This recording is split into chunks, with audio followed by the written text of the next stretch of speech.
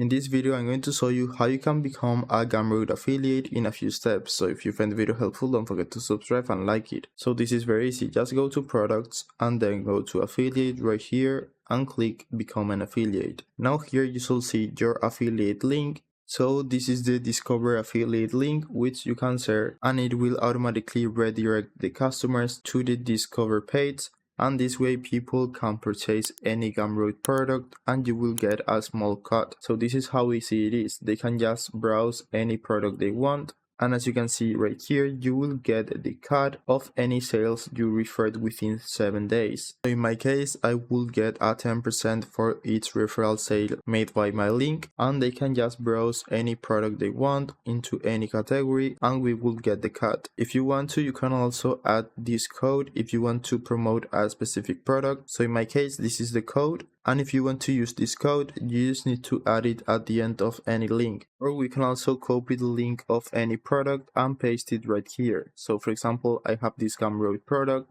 I could just click right here to copy the link, copy the product URL, and then go here, paste the link, and generate link.